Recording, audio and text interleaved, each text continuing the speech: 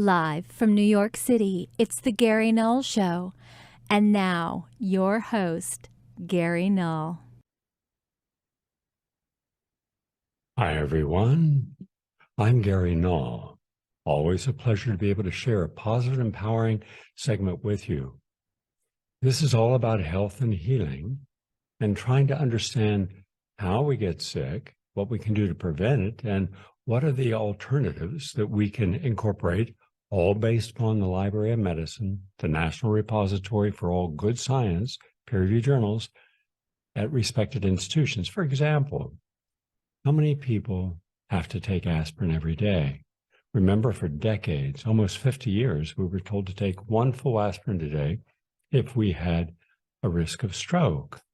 And people did that. Now, about 2 years ago, they said, no, that's not good because there's a lot of bleeding, tens of thousands of people dying because of bleeding from the aspirin. Yes, aspirin will thin the blood. That's the object of the exercise, but it also causes death. So take a mini aspirin, baby aspirin. All right, so people did that. Recently, when I was doing my annual checkup and my cardiologist was going over things that he suggested, and I said, what options do you offer for a person who has high blood pressure? He said, well, there's 4 or 5 good medications that can keep the blood from, lumping together, aggregating and causing a stroke. You get a clot, and the more fat you have in the diet, the more likely that is to happen. The thicker the blood, if you're dehydrated, remember water and juice thin the blood, and therefore allow less opportunity for that to happen. Now, if you're taking really good care of yourself, you're having celery seed extract. That's one of the best things to lower blood pressure, but also celery and cucumber and lemon juice each morning. That's really a superstar for protecting your heart and your arteries and the blood from a stroke.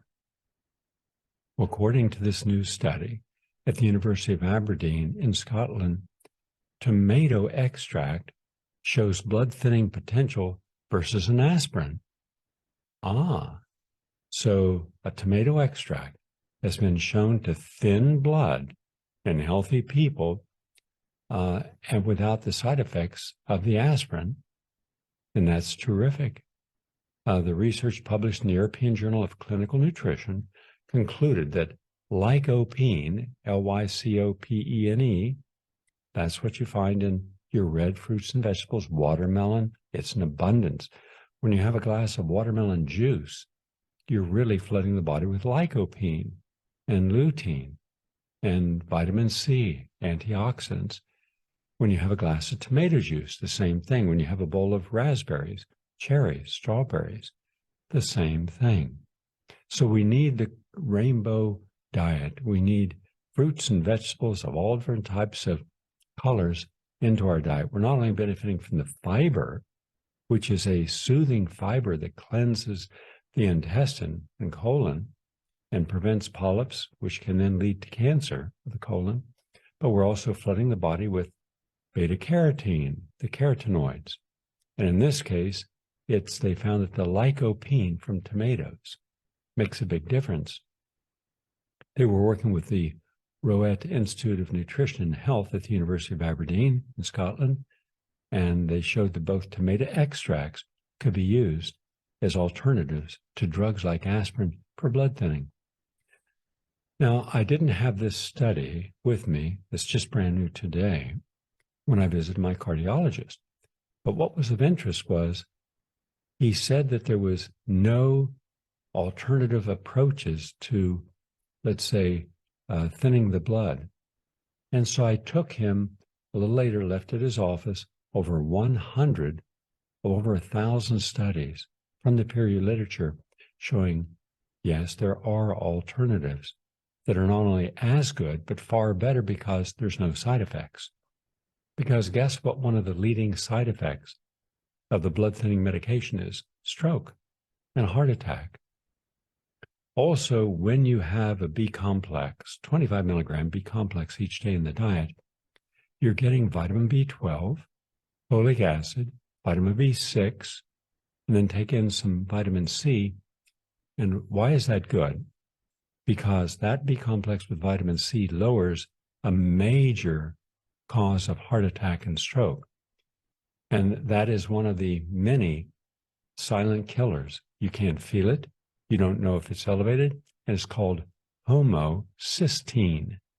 So when you get a homocysteine up around 15, 16, 17, that whole range, you're at greater risk. You want it down low. And that brings it down low. So just another simple thing. He was not aware of that. Also, the antioxidants can lower your C-reactive protein. The C-reactive protein is directly proportional to your risk of a heart attack or stroke. The higher it is, the greater the risk. You could have 100, 200% increase in the risk. You'd never know it. A simple blood test, inexpensive, probably around $150 twice a year. And there are many different groups that will do the blood test and test them to see your lipid profile, your triglycerides. If those are elevated, again, higher risk for heart attack and cancers. And this way, fibrinogen, same. So it's just easy, inexpensive. You get the blood test, and then you can see, I didn't know this was elevated. Then you can lower it and stay out of harm's way. But the whole idea that we only can take aspirin, wrong. It might take a year or 2 or 3 or 5 before they finally get into this, but that's important. They know that this exists. So there are many treatments that can help you thin the blood naturally and keep you safe. And by the way, there's a whole lot that is to be said for the American diet causing hypertension and heart disease to begin with. Now, penicillin is one of the miracles of medicine. It has saved countless lives. And we have Alexander Fleming to thank for that. But here's the point. It's a double-edged sword. When you use penicillin too often and early in life, according to the latest study from McMaster's University in Canada, even in low doses, it affects your gut microbiome. That's your gut bacteria, and that can contribute to brain inflammation and changes in your behavior. Now, since the 1970s, in fact, it was 1974, that I published a book called Body Pollution, and it was very popular. It was a health and nutrition bestseller. And in it, I took a look at how much penicillin or other, and I should say not just penicillin, but how many other of the antibiotics were being used in cattle, in pigs, and chickens. Why? It causes them to gain weight. And if you're raising cattle, you sell the cattle based upon price per pound. So if it's $1 per pound, well, then you want as many pounds as possible. So pumping them up with a lot of water and then giving them antibiotics, they'll get up at a lot of weight. Trouble is, they're supposed to stop giving them the antibiotics before their slaughter. But it doesn't work that way. Sample after sample showed that there was antibiotics in the meat that was from the animal. Now, what that does is, even in small amounts, that adversely affects your immune system, your gut bacteria, because the antibiotics are non-selective. They'll just kill the bad bacteria, but they kill the good bacteria along with it. Now, if you're eating sugar, that feeds the bad bacteria. Alcohol feeds the bad bacteria. So you have to be aware that the average American diet feeds the bad bacteria and therefore hurts your immune system. Whereas the good bacteria will end up let's say if you had something like beet juice, all right, or cabbage juice, that feeds with prebiotics, that feeds the good bacteria. And if you have a healthy, clean diet, that feeds with miso, tempeh, a lot tofu, you can get a lot of the really good probiotics. Or you can just take a capsule of probiotics each day. The more healthy probiotics you have in your system, the healthier your immune system, the less inflammation. And that's exactly what this study at McMaster's University found. So it found that if you used penicillin early in life, even in low doses, it was going to affect, in a negative way, your gut bacteria. And that in turn contributed to brain inflammation and changes in behavior. So look, when antibiotics are necessary, great, they save lives. But we've just used them too often for too many things, including for influenza or the cold. The rhinovirus is one of the most common causes of a cold. Antibiotics don't work on viruses, they work on bacteria. So in 1 year, almost 35% of all the prescriptions for influenza, which is viral, and colds, which are viral, were for antibiotics. Why? Unless you have a bacterial infection in your lungs, there's no reason for that. And then that destroys the good bacteria. Therefore, when you need your immune system, you're sick, you want it there, you don't have it. So just something to think about. And this was a good study done at the St. Joseph Health, Hamilton and McMaster University. So just be aware there's always a problem when we create imbalances in our gut microbiome. Now, this is a good study from the Royden Clinic, and it says high-dose vitamin C reduces inflammation in cancer patients. We know the value and impact of a daily vitamin C supplement, as well as high concentrated doses for acute illness, and that is becoming more popular. Now, mind you, it's not because it hasn't been in the scientific literature. There's abundance of information showing that intravenous vitamin C and other forms of vitamin C, of the lysosomal vitamin C, treats infections and also is an anti-cancer therapy. Now, another study is confirming its effectiveness against inflammation in cancer patients, one of the primary markers. High levels of inflammation seem to indicate a higher risk of cancer as well as less hopeful prognosis for healing and recovery. Inflammation impairs the immune system, and it plays a role in cachexia, C-A-C-H-E-X-I-A, which is the wasting away of the body, and lower tolerance of numerous cancer treatments. And generally, if you're deficient in vitamin C, you have a decreased health and quality of life. So this study made use of high-dose intravenous vitamin C, and the results found great promise for the use of high-dose intravenous vitamin C for reducing inflammation in cancer patients. All good news. Having trouble sleeping? A lot of people do. How about trying exercise? Yes. Norwegian University for Science and Technology just put out a publication this week that showed that the vast majority of people have trouble sleeping from time to time. However, 10 to 20% of the population struggle more than the rest of us and have serious long-term sleep problems. If you don't get enough sleep, your immune system is not going to be strong. Many people who struggle with insomnia sooner or later resort to some form of sleeping aid. Moreover, one study of more than 34,000 adults would suggest that some of them should exercise instead. A scientific study observed that people who were in better physical condition have a lower risk of taking prescription sleeping pills. So exercising during the day helps you sleep better at night. That's according to the professor at Norwegian University of Science and Technology, Department of Public Health and Nursing. And that's good. They looked at 240,000 people in this survey, and over a period of years, the more exercise you did, the better it was to get to sleep and let the body recover at night.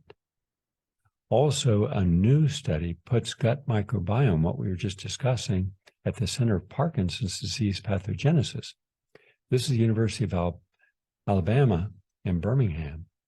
New research from the University of Alabama says the gut microbiome, that's your good bacteria, is involved in multiple pathways and the pathogenesis of Parkinson's disease. The findings are published in the current issue of Nature Communications, and it shows a wide imbalance in the microbiome composition in persons with Parkinson's. And the study is the largest microbiome study conducted at the highest resolution. So it's important. Take the microbiome seriously. Feed it daily. Give your body the probiotics, prebiotics, so you have a healthy gut. Stay away from the sugars. They feed the bad bacteria. Stay away from meat and the processed foods, alcohol, that all destroys your microbiome. In fact, I was working with a person with Parkinson's. His name was Thomas. He was a 70-year-old African-American, and his profession was as an engineer and a draftsman. And when he came into the study, all the people in the brain anti-aging study, about 40 people, they all had their medical examinations by a pathologist, board-certified pathologist, and they had all their blood workups done, their examinations. They had to have had either Alzheimer's, Parkinson's, ALS, dementia, whatever they had to have it for at least 2 years with no success in any of the current treatments they were taking to qualify to get into the study. We met every week for 16 months. It was a long study. And we filmed everyone. Why? Simple. Because earlier in my career, I was in a national debate. I was debating all the time. People from the sugar industry and the meat industry and the toiletry industries, cosmetic industries. I was the point person to go out there because I was the one who did the research and was not afraid of the debates. And in one of these debates, when we were talking about the American diet and how much sugar it had and what that did to our bodies, someone says, well, where's your proof? Show me a before and after. How do you know that a person had cancer to begin with, especially stage 4 cancer, and now you're claiming that the person is well based upon your protocols? Okay. Well, that was a thought I had not had. So from then on, I had absolute irrefutable proof. I'd have them bring their medical records. So I had before, and then I had the medical records during and at the end.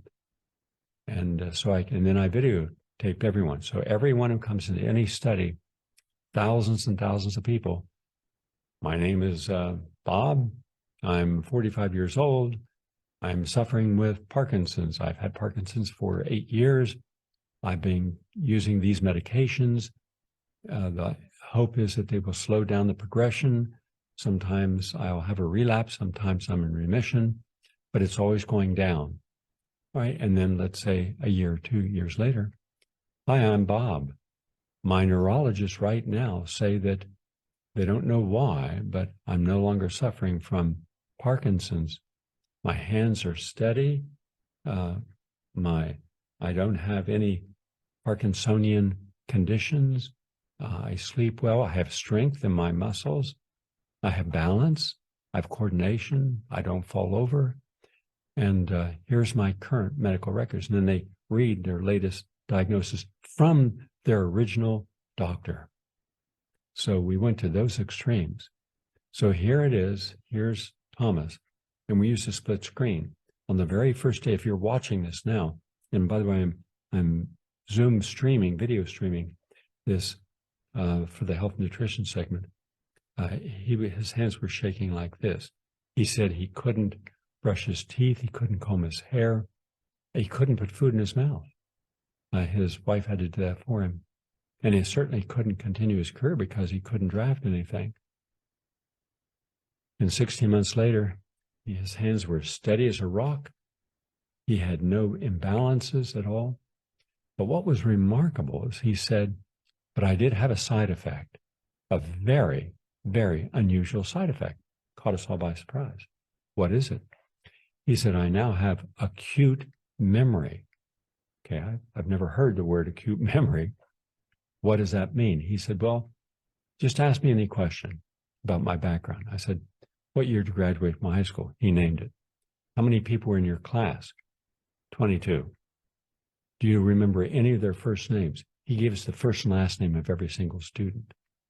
He said, I remember everything. So in that protocol, something, we don't know what, because it was a very interdisciplinary, lots of different things in that protocol, caused his memory to come back. We reconnected the dendrites in his brain. And as a result, he had access to all that memory. So that's what's important. But if you only hear one side of the picture, if you only look at one type of protocol, the Orthodox protocol, you won't know that anything else exists. Just saying, right? So now we're saying that you can have a tremendous difference in the outcome of your Parkinson's disease if you get good quality bacteria into your system on a regular basis, which is not difficult to do. And finally, 5% of Buddhism may be linked to lower depression risks. This study suggests the moral practice may buffer known kinks between high stress, or links, I should say, between high stress and depression. This is in Taiwan and also in China. And they said that a new study suggests that people with high levels of neuroticism and stress, that's a lot of people in the United States, younger people especially, may be a greater risk of depressive symptoms. But those links could be buffered for people who observe the 5 precepts of Buddhism. If you go to GaryNull.com and scroll down to the newsletter, which comes to you on your computer every day, and it's free, then you'll get all the information I just shared and more, lots of it. Because a lot of people want to get healthy now. Some people didn't pay attention to their health until they began to lose it. They're aging until they started to see the signs of advanced aging.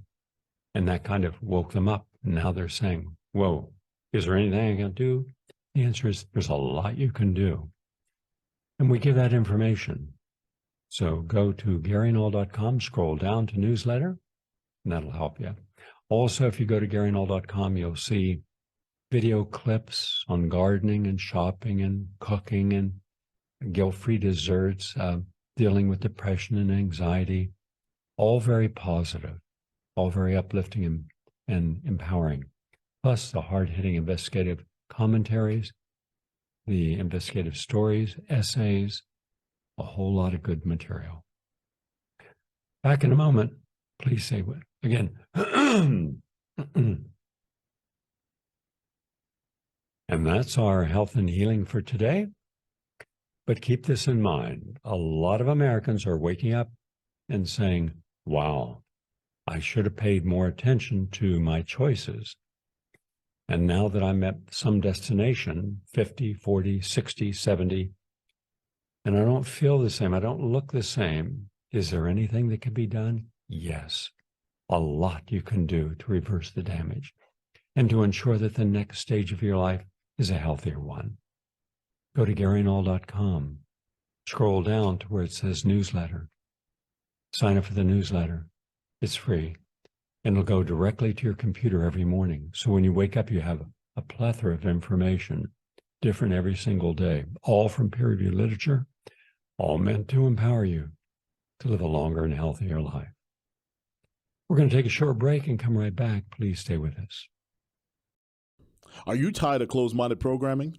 Well, look no further than PRN.Live, the home for progressive voices.